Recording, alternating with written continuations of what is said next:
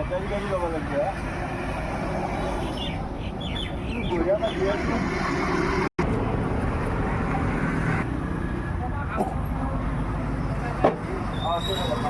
মানুহ বহু বঢ়িয়া তামোল সুখী আছে গাত নধৰিছে।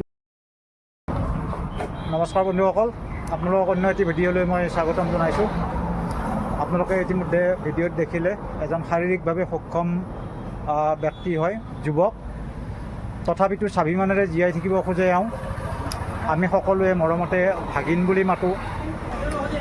তেওঁৰ ভাল নামটো হৈছে ইন্দ্ৰজিৎ ডেকা। বিবাহিত এই যুৱকজনে শাৰীৰিকভাৱে অক্ষম হোৱা সত্ত্বেও কাৰো ওচৰত কৰোণাৰ পাত্ৰ নহৈ এখন দোকান আৰম্ভ কৰিছে। আজি বহু বছৰ হ'ল। এই দোকানখন পাণ দোকান, এইখন তেওঁৰ দোকান। এইজনে হৈছে ইন্দ্ৰজিৎ। আৰু স্বাভিমানেৰে জীয়াই থাকিব খোজা এই যুৱকজনে চৰকাৰীভাৱে কিন্তু বিশেষ সা সুবিধা লাভ কৰা নাই বুলি আমাক জনালে। বিশেষভাৱে আমি তেওঁৰ মুখেৰে শুনিম কেনেকৈ কষ্টকৰ জীৱন এটা তেওঁ চলাই আছে। দৈনিক এখন তিনিচকীয়া এই বাহনখনেৰে আৰু ইয়াতে দিনটো থাকি ইয়াৰ পৰা উভতি যায়। খুব কষ্টৰে জীৱন নিৰ্বাহ কৰিছে। ভাগিন, তুমি যে গাড়ীখন চলাই আছা, এইখন গাড়ীটো যথেষ্ট কষ্ট হয়। তামান কষ্ট হয়। আজিকালি যে এই গাড়ী ওলাইছে, বেটাৰী ইলেক্ট্ৰনিক, সেই গাড়ীখনৰ কাৰণে যোগাযোগ কৰা নাই নেকি?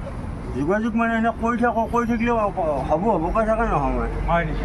বহুত দিন ক'লোঁ। তোমালোকৰ এই ইয়াৰে জনপ্ৰতিনিধিবিলাকে একো খা খবৰ লোৱা নাই নেকি? নাই কোনো লোৱা নাই। হয় নেকি? যে তোমাক যে এখন ভাল বাহন যোগাৰ কৰিব লাগে, নাই বা এই দোকানখন অকণমান বহলোৱাৰ ক্ষেত্ৰত অকণমান ডাঙৰ কৰাৰ কাৰণে কোনো আৰ্থিকভাৱে সহায় সহযোগ কৰিবলৈ আগবাঢ়ি অহা নাই। তোমালোকৰতো বিধায়ক এতিয়া বৰ্তমান মুখ্যমন্ত্ৰীজনে, নহয় জানো? আৰু এই জনপ্ৰিয় মুখ্যমন্ত্ৰীগৰাকীয়েতো যথেষ্ট ভাল কাম কৰিছে। তোমাৰ চকুত পৰা নাই? তোমাক কোনোদিন মানুহ পঠাই বা কিবা কৰি, আৰু ইয়াতে স্থানীয় যথেষ্ট জনপ্ৰিয় প্ৰতিনিধি আছে, তেওঁলোকে আহি তোমাৰ লগত কথা বতৰা পতা নাই নেকি যে এনেকুৱা? নাই। এতিয়া তুমি কি ক'বা মুখ্যমন্ত্ৰীক?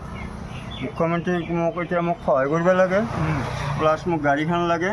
কাৰণ মোৰ একদম অৱস্থা একদম বেয়াই, আৰু ঘৰুৱা পৰিৱেশো মোৰ ভাল নহয়। ইয়াৰ পৰা নিলেহে মই খাব পাৰোঁ। নিশ্চয়। গতিকে মোৰ বহু ছোৱালী এটাও আছে, এইবাৰ 9 পালা, এতিয়া খৰচ পাতিও দিব লাগে। মোৰ বহু কষ্ট হয় আৰু। গতিকে শুনিলে ৰাইজ, তেওঁৰ এগৰাকী সন্তান ক্লাছ 9ত পঢ়ি আছে। এজনীয়ে ন ছোৱালী? এজনীয়ে।